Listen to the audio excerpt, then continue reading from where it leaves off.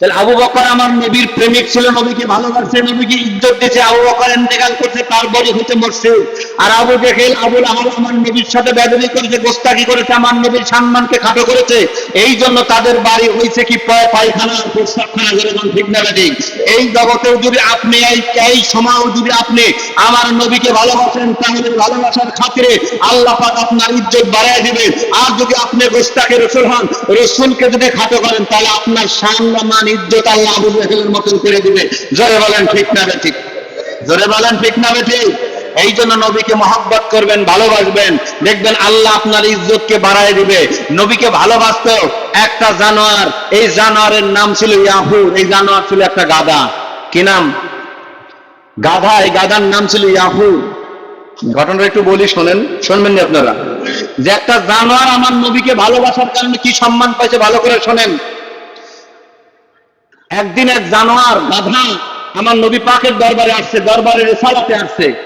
এসে বলতেছে, ইয়া রাসূলুল্লাহ, গাধা জানোয়ারদের, জীবজন্তু জানোয়ারের ভাষা বোঝার ক্ষমতা আল্লাহ নবীদেরকে দিয়েছিলেন। জোরে বলেন সুবহানাল্লাহ।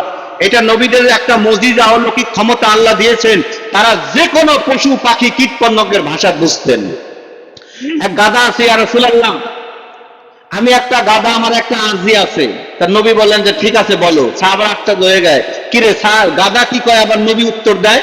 ওই গাধা বলতেছে, ইয়া রাসূলুল্লাহ, আমার এক পূর্বপুরুষ গাধা ছিল। এই গাধা হযরত ইব্রাহিম নবীকে পিঠে চড়াইতেন। কোন নবীকে? কোন নবীকে? পিছের লোকজন কি আমার কথা বুঝতেছেন? তাহলে একটু আওয়াজ দিয়েন।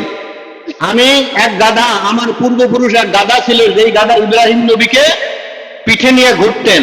তাই ইব্রাহিম আলাইহিস সালাম তার সাহাবীদেরকে, তার উম্মতদেরকে বলেছিলেন যে আমার বংশে একজন নবী আসবে, যেই নবী হলো নবীদের নবী, নবীদের সর্দার, সৈয়দুল আম্বিয়া, সৈয়দুল মুরসালিন। ওই নবী শেষ নবী, ওই নবীর পর আর কোনো নবী আসবে না। তার নাম হলো মুহাম্মদুর রাসূলুল্লাহ সাল্লাল্লাহু আলাইহি ওয়াসাল্লাম। সকলে বলেন সুবহানাল্লাহ। তখন আমার ওই ইব্রাহিম নবীকে যেই গাধা চড়াইতেন, ওই গাধা ইব্রাহিম নবীর আল্লাহর কাছে দোয়া করেছিল, আল্লাহ, আমি যেমন ইব্রাহিম নবীকে আমার পিঠে চড়াইছি, আল্লাহ আমার বংশধর ওই পর্যন্ত তুমি জারি রাখো, যেই পর্যন্ত শেষ নবী আসে। আমি যেমন ইব্রাহিম নবীকে আমার পিঠে চড়াইছি, আল্লাহ আমার বংশের গাধা যেন ওই শেষ নবী মুহাম্মদুর রাসূলুল্লাহকে যেন আমার এই বংশের গাধা যেন পিঠে চড়াইতে পারে। জোরে বলেন সুবহানাল্লাহ। ওই গাধা নবীকে ডাক দেওয়া বলে, ইয়া রাসূলুল্লাহ, আমি শেষ। ওই যে আমার পূর্বপুরুষ গাধা দোয়া করেছিল, এই বংশের আমি শেষ গাধা, আমার পরে আর কোনো গাধা নাই। ওগো নবীজি, আপনি যদি দয়া করে আমার পিঠে একটু চড়তেন, তাহলে আমার পূর্বপুরুষ ইব্রাহিম নবীর সময়কার গাধা ওই দোয়াটা আজকে কবুল হয়ে যাইত। আমার নবী ওই গাধাকে ডাকলেন, কাছে নিয়ে মাথায় হাত বুলে বলে, আমি তোমার পিঠে একবার নয় বারবার চড়বো। আজ থেকে তোমার নাম রাখলাম ইয়াফুর। জোরে বলেন সুবহানাল্লাহ। জন্তু জানোয়ারের নাম রাখা রাসূলুল্লাহর সুন্নত। ইয়াফুর রাখলেন ওই গাধার নাম। নবীজির দুইটা উট ছিল, একটার নাম ছিল কাসওয়া আর একটার নাম ছিল আব্বা। নবীজি সব করে নাম রাখছিলেন। এই যে জন্তু জানোয়ারের নাম রাখা যায়, কোনো সমস্যা নাই, আল্লাহ নবী রাখছেন। তখন ওই গাধার পিঠে আমার নবীজি চড়ে অল্প দূরত্বে যাইতেন, বেশিরভাগে যাইতেন উহুদের ময়দানে, যেখানে নবীজির চাচা হযরত আমির হামজা সহ আরো সাহাবীরা ইন্তেকাল করেছিলেন, শহীদ হয়েছিলেন উহুদের যুদ্ধে। আমার নবীজি ওই গাধার পিঠে চড়ে মাঝে মাঝে উহুদের ময়দানে যাইতেন। আমি হামজা রাদিয়াল্লাহু আনহুর মাজার শরীফ জিয়ারত করতেন। জোরে বলেন সুবহানাল্লাহ। বাজান, মাজার জিয়ারত করা, কবর জিয়ারত করা রাসূলুল্লাহর সুন্নাত। ফতোয়ায়ে শামী জিয়ারতুল কবরের মধ্যে আছে যে আল্লাহর নবীজি বছরের শুরুতে, অর্থাৎ মুহররম মাসের শুরুতেই উহুদের ময়দানে উনি যাইতেন। উহুদের ময়দানে যে সমস্ত সাহাবীরা শহীদ হয়েছিলেন, তাদের মাজারগুলো জিয়ারত করতেন। জোরে বলেন সুবহানাল্লাহ।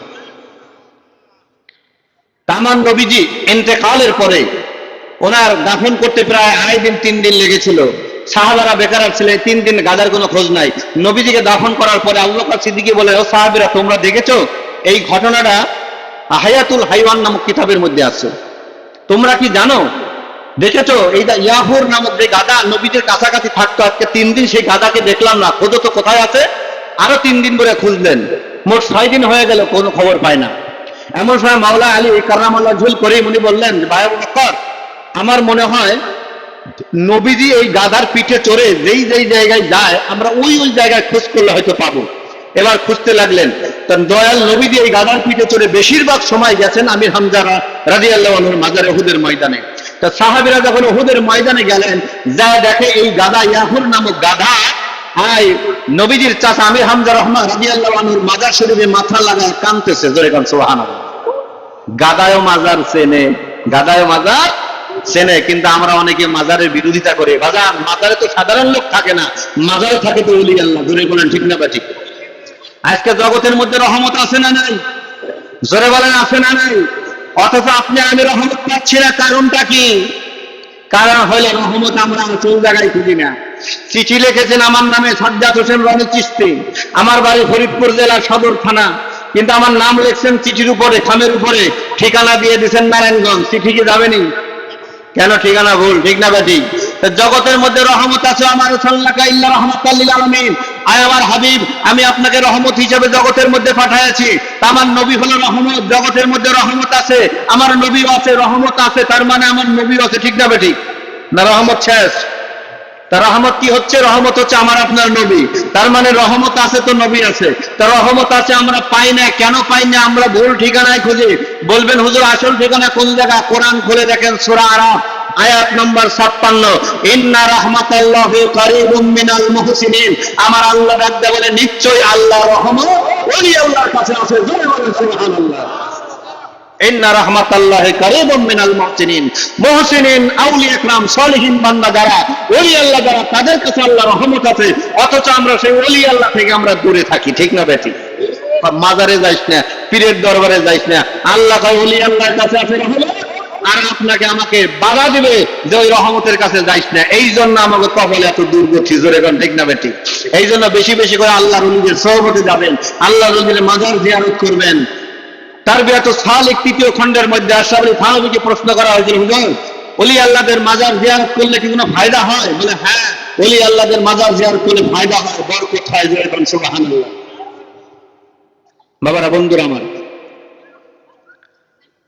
তাহলে গাধা গাধা ইয়াফুর গাধা আমির হামজার মাজারে গিয়া কপাল থেকে কাঁদতেছেন। আবু বকর সিদ্দিকে ডাক দেয়, ইয়াফুর জবাব দেয় না। ওমর রাদিয়াল্লাহু আনহু ডাক দেয়, ইয়াফুর জবাব দেয় না। ওসমান গনি ডাক দেয়, ইয়াফুর জবাব দেয় না। যখন মাওলা আলী কারামাল্লাহু ওয়াজহুল করিম ডাক দিলেন, তখন ইয়াফুরের জবান খুলে গেল। মাওলা আলী বললেন, ইয়াফুর আজকে তোমাকে 6 দিন ধরে আমরা দেখছি, তুমি কোথায় ছিলা? ইয়াফুর বলে, শোনো, আমি আমার নবীকে খুব ভালোবাসি, নবী বিদায় নিয়েছেন, আমি সহ্য করতে পারি নাই, নবীর বিরহ বেদনা আমি সইতে পারতেছি না, এই জন্য আমার নবী আমার পিঠে যেই যেই জায়গায় গেছে, ওই জায়গা গেলে আমি আমার নবীর ঘ্রাণ পাই, জোরে বলেন সুবহানাল্লাহ।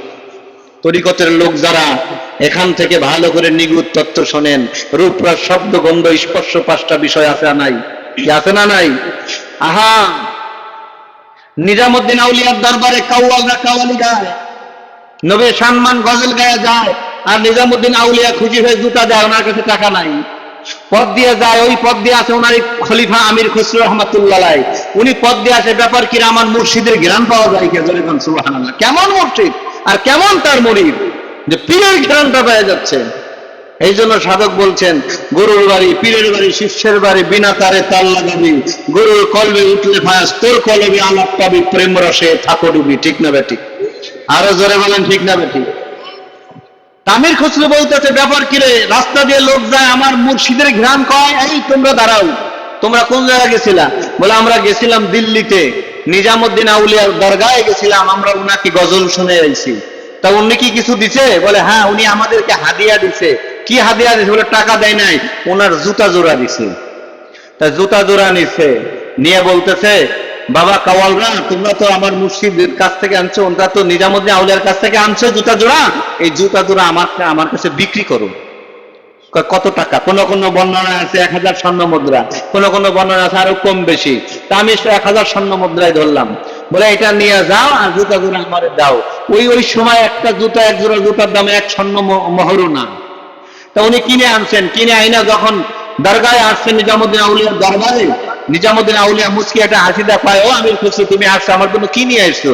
পায় হুজুর, এই যে আমি আপনার জুতা আনছি। তো বাবা, এই জুতা তুমি কই পাইলা? এটা তো আমি দিয়েছিলাম যারা আমাকে গজল শোনাইলো, ওদের কি দিয়ে দিছি, তা ওদের কাছ থেকে কিনে আনছি। কত টাকা দিয়ে আনছো? কয় 1000 স্বর্ণ মধ্যে আনছি। কয় বাবা, এত টাকা দিয়ে আনছো কেন? এই জুতার দাম এত নাকি? কয় না হুজুর, বাবা শোনেন, এটা আমার মুর্শিদের জুতা। এই জুতার জন্য ওরা যদি আমার সব সম্পদ চাইতো আমি তাও দিয়ে দিতাম। কেন? আমার যা কিছু আছে সব কিছুর চাইতে আমার মুর্শিদের সম্মান, আমার মুর্শিদের ইজ্জত আমার কাছে আরো বেশি। জয় বলেন সুবহানাল্লাহ। অথচ আমরা পীরকে কদর করতে জানি না, ইজ্জত দিতে জানি না। অনেকে আমরা পীর আইছে দেশে বাড়ি বসে ল্যাপ মুড়ি দিয়ে কম্বল মুড়ি দিয়ে ঘুমাইতেছে, ঠিক না বেঠিক? এমনও মুরিদ আছে বছরে একবার ইমাম বাড়িতে যায় কিনা সন্দেহ, ঠিক না বেঠিক? কি বেজার হইতেছেন নি? বেজার হইতেছেন? যত পীরের সাথে দেখা করবেন রুহানি হুজুজাত তাওয়াজ্জু আপনার নসিব হবে। জোরে বলেন সুবহানাল্লাহ। কেন? ওলি আল্লাহদের উপরে আল্লাহ রাব্বুল আলামিন বরকতের নজরে, রহমতের নজরে তাকায় থাকে। মনে করেন আমাকে একজন বাতাস দিতেছে পিছনে দাঁড়াইয়া, উদ্দেশ্য আমি, কিন্তু বাতাস যখন দিবে এই দুনারা দুইজনও পাবে, ঠিক না বেঠিক? ঠিক না? এই জন্য ওলি আল্লাহদের সোহবতে কেন থাকতে হয়? আল্লাহ রাব্বুল আলামিন আউলিয়া কেরামের প্রতি রহমতের নজরে থাকে। যখন ওলি আল্লাহদের কাছে থাকবেন ওই রহমতের নজরে আপনিও গণ্য হয়ে যাবেন। জয় বলেন ঠিক না বেঠিক? এই জন্য ওলি আল্লাহর দরবারে বেশি বেশি যাওয়া লাগবে। কেন যাবেন? নিজের আত্মশুদ্ধির জন্য, নিজের আত্মশুদ্ধির জন্য, নফসের ইসলাহের জন্য। একজন পীর মুর্শিদ হাদি ওলি আল্লাহ যিনি আপনাকে পথ প্রদর্শন করবেন, বাবা এইভাবে চলো, রাসূলুল্লাহর এই সুন্নাত পালন করো, এইভাবে করো, 5 ওয়াক্ত নামাজ করো, অন্যের হক নষ্ট করো না, পিতামাতার খেদমত করো, এইভাবে চলো, ভালো পথে চলো, আর খারাপ থেকে তোমরা বেঁচে থাকো, ঠিক না বেঠিক?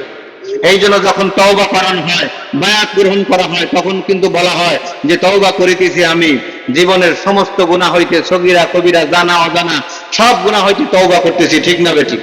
কি বায়াত করার সময় কথাগুলো বলে না? এই জন্য ওলি আল্লাহর দরবারে বেশি বেশি করে দেওয়া লাগবে। আল্লাহ তৌফিক দান করেন, সকলে বলেন আমিন। আরো জোরে বলেন আমিন।